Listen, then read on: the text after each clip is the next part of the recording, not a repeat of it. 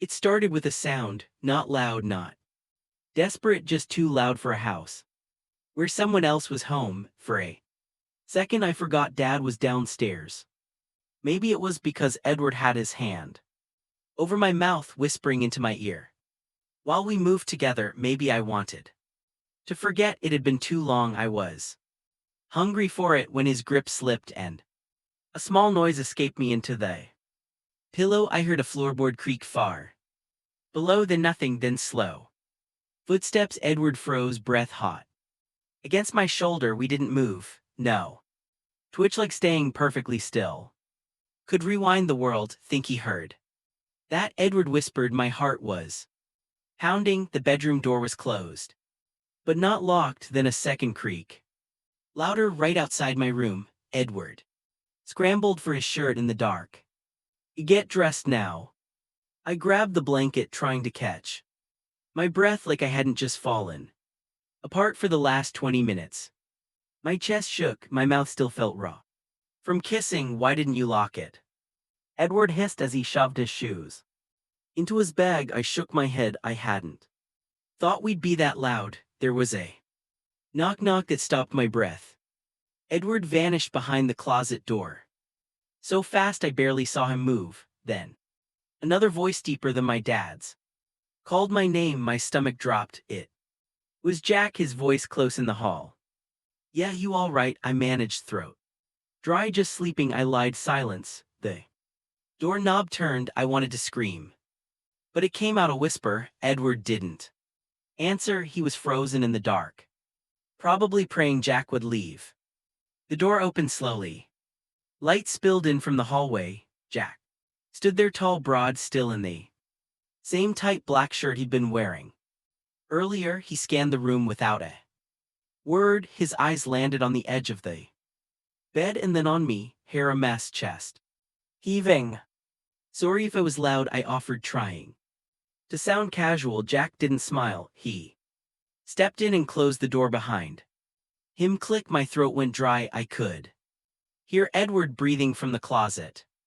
Jack could too. He glanced toward it, then back at me. Your dad's in the garage, he said quietly. Didn't thing. I swallowed as he moved closer.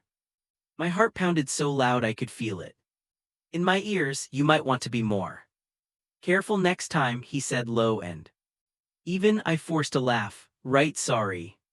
He stood over me. His cologne was sharp cedarwood and something darker that clung to the air. He leaned in just enough to whisper, tell your friend in the closet he should have locked the door. The words landed heavy. Jack straightened and walked toward the exit. Before he left, he looked back. There was something in his eyes I couldn't name, not disgust, not anger, closer to curiosity. Then he closed the door gently behind him. I didn't move for a full minute. Then I yanked the closet open. Edward stepped out, eyes wide. What the hell was that? He whispered. I shook my head. He grabbed his things, kissed me once fast, and slipped out the window like he always did. I sat on the bed, heart still racing. That's when I saw it. The door wasn't just closed, the door was locked from the inside. I didn't sleep that night. Every time I closed my eyes, I saw Jack in my room. Tall, silent, watching. I couldn't stop replaying the way he'd looked at me. Not like a father, not like a friend, but like he knew more than I meant to show. I still couldn't explain it. He had locked the door on his way out. Was it to protect me or to protect himself? The next morning I came down late. Dad and Jack sat at the table drinking coffee. Like everything was normal. Dad grinned when he saw me. You sleep okay, Rye? I nodded. Yeah, just weird dreams. Jack didn't say anything, just looked at me a second too long. My body reacted before my brain could. I looked away and tried to act normal. Jack sipped his coffee like he hadn't watched me shaking under a blanket the night before. Then Dad stepped out to take a call, leaving us alone. The silence between us was brutal. I didn't know what to say. Jack kept glancing out the window, then Back at me and finally so quietly I almost missed it, he said. You closed the window when your friend left. My heart stopped. I nodded slowly. Yeah, I always do. He didn't smile or move. He reached across the table and picked at a crumb between his fingers. Smart, he said, just that one word, but it didn't feel like a joke. It felt like a warning, or worse, approval. Dad came back laughing into his phone, and the moment shattered, but I wasn't okay. Jack's tone lingered in my head. That evening, Dad left to run errands. He said Jack would stay and help with a shelf in the garage. I tried not to think about it, the idea of Jack unsupervised in our house, but 20 minutes later there was a knock at my door. Slow measured. I didn't answer. Voice called, "It's just me, Jack." I froze. My fingers dug into the edge of the desk. The door stayed shut. "I'm not going to walk in this time," he said.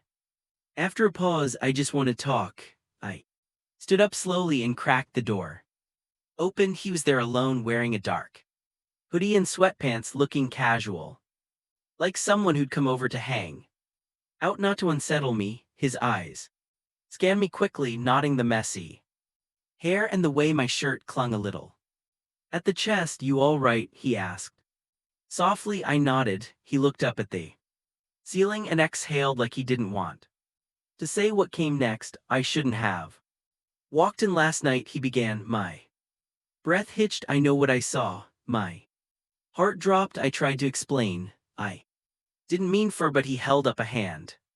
"That's not what I meant."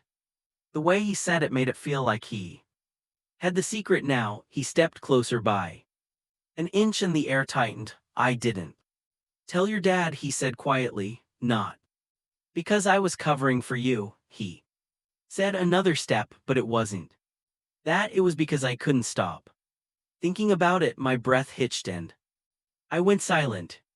Jack's eyes were on me, like he could see right through me, like he already knew I couldn't handle what he was about to say. He leaned in, his voice barely a whisper. "You said his name, but you were looking at the door." My knees went weak.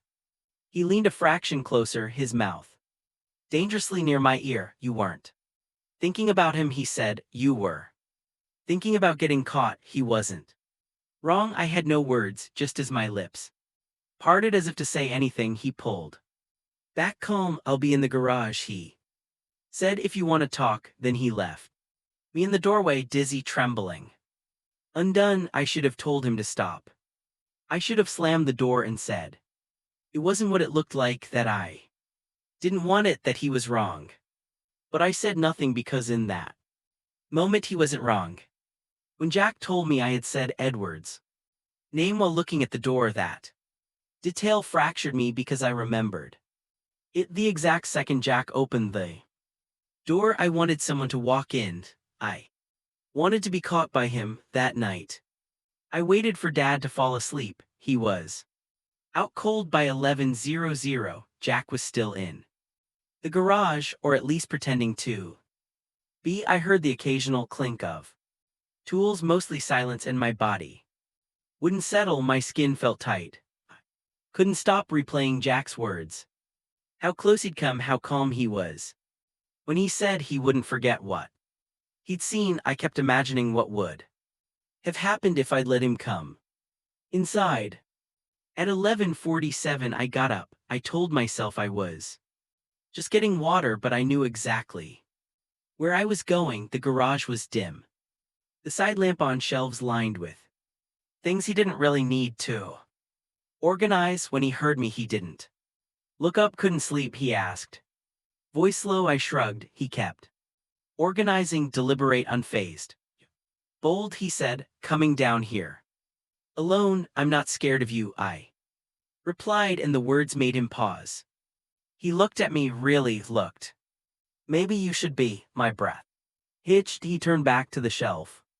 Silence stretched. I stepped closer and stood just behind him. "You're the one who came into my room," I said. He let out a bitter little laugh. "You started this," he said under his breath, a sharpness in it I couldn't place. I Walked in and Jack muttered, I was only trying to stop something your dad wouldn't have been okay with, but you didn't stop it, I whispered back. He froze, turned slowly. Now we were just inches apart. You were hiding in that closet, I said, barely breathing. But you didn't walk away, you stayed. You watched. Jack stared at me like he wanted to deny it, like he needed to. But he didn't. I shouldn't have, he said. But you did. His jaw tightened. His voice dropped low, heavy. You know how many times I've seen you grow up in that house trying to pretend I didn't notice you changing into someone I shouldn't think about.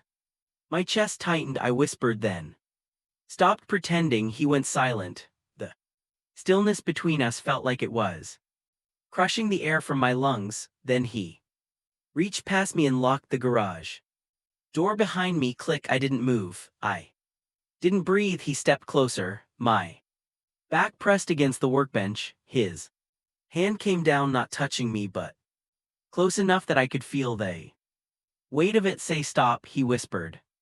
Right now, but I didn't. He leaned in. Ryan, he said, my name breaking in his throat. Still I stayed quiet. His hand hovered, trembling, before brushing my arm, light as a spark. I shivered. His hand paused at my jaw. Your dad would hate me if he knew, he whispered.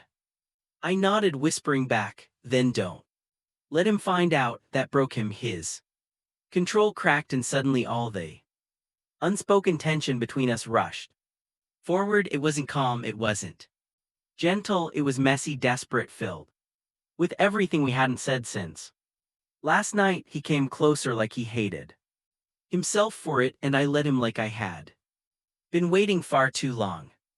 When he finally pulled away, his eyes were dark, storming, almost angry. Without a word, he turned, unlocked the door, and walked out, leaving me in the garage, breathless, shaking, and wanting more. I didn't talk to Jack for 3 days.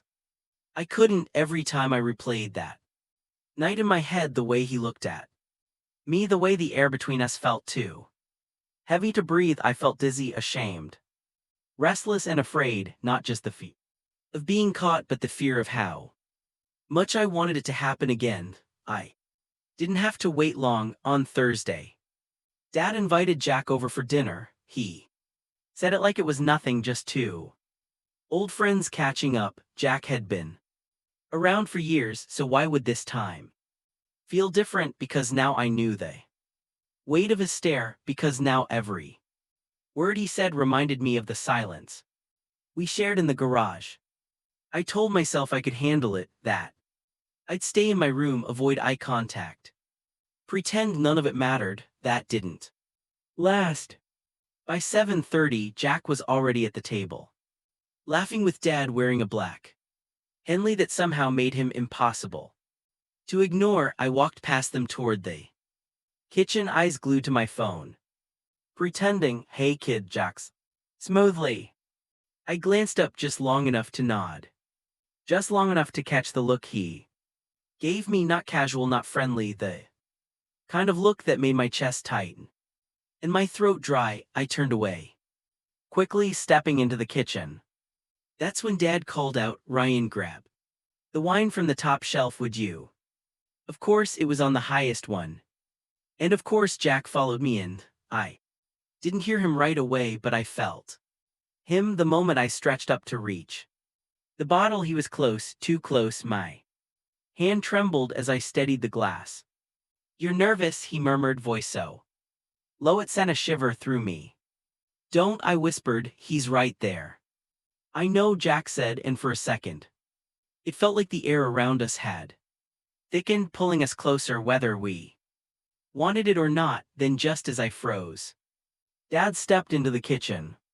Everything good, he asked. Jack smiled easily, just helping him reach it. He's taller than me now. When did that happen? Dad laughed. Must have gotten it from his mom's side. I forced a smile, but my heart wouldn't slow. Dinner was torture. Jack sat across from me, calm as ever, while I could barely meet his eyes without remembering every unspoken word between us. Then under the table his foot brushed. Mine accident, I moved it, it happened. Again this time I froze. Dad kept talking, never noticing about sports and work and how Jack was considering opening his own gym. Jack hardly looked at me, not until Dad's phone rang and he went upstairs to take the call. Only then did Jack lean forward slightly, eyes fixed on mine.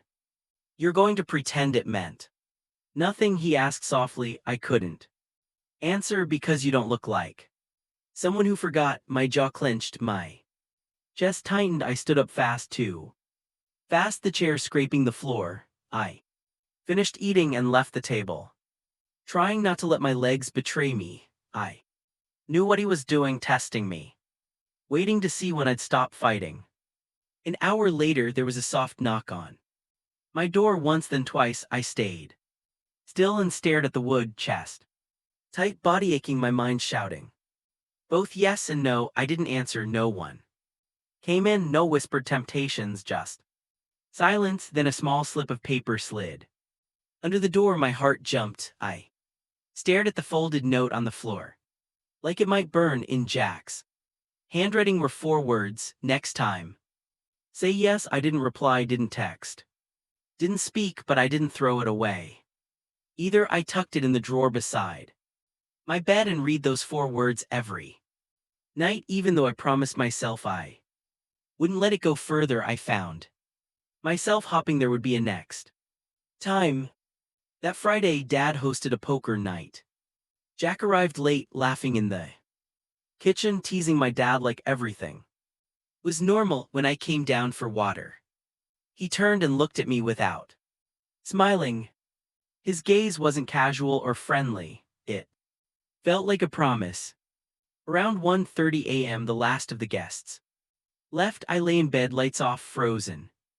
My door closed but not locked. I somehow knew I was waiting. An hour passed, then I heard footsteps, heavy, familiar, stop right outside my door. I could feel him there. I should have locked it. I should have said something. I didn't. The door opened. Jack stepped inside without a word, closed it behind him and clicked the lock. Moonlight painted his face, sharp jaw, tired eyes. That same look that said he didn't care anymore whether this was wrong, and neither did I. He moved slowly to the bed and stopped just inches away. His voice dropped to a whisper. "You didn't answer my note." My voice was barely a sound. "You didn't give me a choice." He sat on the edge of my bed. "Did you want one?" he asked. My breath caught. "I don't know what I want," I whispered. He leaned closer, steady and intent. His hand came up and rested gently against my jaw, tilting my face toward his, soft, searching, not forcing. "I've watched you lie to yourself for weeks now," Jack said quietly, "but the truth is written all over you." I was shaking. "Jack, tell me to stop." But I couldn't. He moved closer, and this time I didn't resist. It wasn't desperate or rushed like in the garage. It was slower, heavier, deliberate. His presence filled the room like he wanted to memorize every second of it, like he'd waited too long to be here again. His hand rested on my shoulder, steady but firm, and his eyes searched mine for something neither of us could name. "You don't know how long I've wanted this," he muttered, his breath uneven. "You were my dad's friend," I whispered. "You're not supposed to." "I don't care anymore," he cut in, his eyes burned into mine. "You wanted me to walk in that night, and he was right. I had, and I wanted more now." He pulled the blanket back and sat on the edge of the bed. The air between us turned sharp, alive, electric. He leaned closer, his voice cracking. "One last chance. Say it. Tell me yes." I couldn't bring myself to speak, but my silence was answer enough. The rest of the night was a blur, not of words but of weight, of unspoken things pressing down on me until I couldn't tell the difference between fear and wanting. It wasn't just closeness, it was hunger. It was surrender. It was wrong, but in the dark it felt like everything I'd Been holding back was finally spilling. Free when it was over we were both. Breathless hearts pounding the silence. Louder than anything we'd said.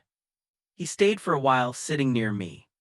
Like he didn't want to let go, and I let him, but when I woke in the morning he was gone and so was Dad. No goodbye, no. No, not even a trace he'd been there. At all, the bed was still warm beside me, but my phone buzzed with a message. From Edward. We need to talk, I think your dad knows. My stomach dropped, my heart slammed in my chest. I scrambled out of bed, threw on a hoodie and opened the doors. House was silent, Dad's car was gone, no coffee mug on the counter, no sound of laughter from the kitchen like always.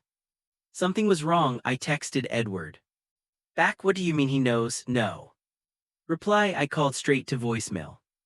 Panic surged through me, what did Dad see? What did he hear? Had he walked in last night while I was too lost in the moment to notice? I thought we were careful, the door was locked, Jack was gone before morning, unless Dad hadn't slept through it, unless Jack had said something an hour past, then another, still no word from Edward. I couldn't sit still, my head spun with worst case scenarios, Dad yelling, throwing Jack out, telling Edward, telling Mom. A knock on the door made me jump. I rushed downstairs. It was Edward, his face was pale, jaw tight. And I knew instantly, he knew. We went to my room. He didn't sit, he stood with his hands in his pockets, eyes darting everywhere but me. I came to drop off your charger last night, he said flatly. Thought you left it in my car. My throat went dry. I knocked, he continued, but no one answered. And your window was closed. I didn't speak. And then I saw him, my heart froze. Edward finally looked at me, his eyes glassy. Your dad's friend Jack climbing out your window like some teenager. Silence, you lied to me. Edward said this whole time. Edward, I knew something was wrong, he snapped. But him, I tried to explain. I didn't mean. You didn't mean to. His voice cracked. You were with me, Ryan. With me? How long has this been going on? I don't know, I whispered. It just happened. Edward looked at me like I was a stranger, and maybe I was, because I wasn't the same person anymore. Not after Jack, not after I let him close.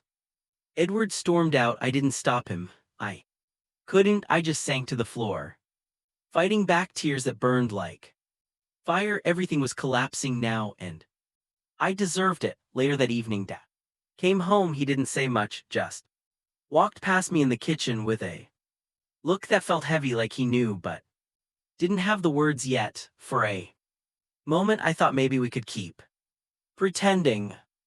But that hope shattered when he paused. In the hallway, Jack's not coming over anymore, Dad said flatly. I turned. What? He didn't meet my eyes. He said he needs space, said he. Dealing with some things. A beat. I don't know what happened, but I know something did. His eyes flicked to me, and for the first time I saw it. Suspicion, disappointment, maybe even hurt. I nodded slowly.